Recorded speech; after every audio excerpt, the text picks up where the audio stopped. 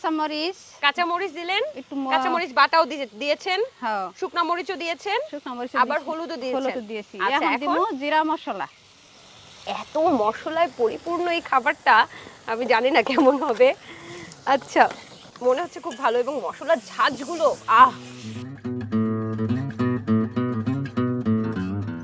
আর একটু তেল দেয়া হচ্ছে। একটু তেল দেওয়া হচ্ছে। আচ্ছা, এই মশলাটাকে কি ভালোভাবে মিশাতে হবে, তাই তো? হ্যাঁ, মিশাতে হবে। এখন কি চাপা শুটকি দিয়ে দিব আমরা? চাপা শুটকিও দেয়া দিব। আচ্ছা, এটাকে কি বাটতে টাটতে হবে না তো, না? না না,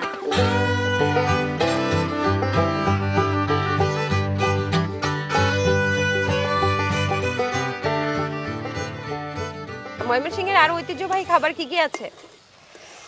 ময়মনসিংহে ঐতিহ্য খাবার আছে যে আমরা কাঁঠাল রান্না করে খাই।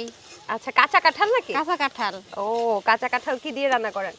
শুটকি দেও রান্না করা যায়, এই চাপা শুটকি দিয়ে রান্না চাপা করা যায়? শুটকি দেও করা যায়, শুটকি দেও করা যায়।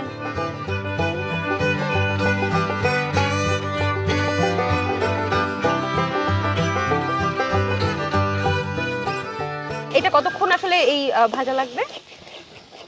বেশি না, আর একটু সময় বাজবো।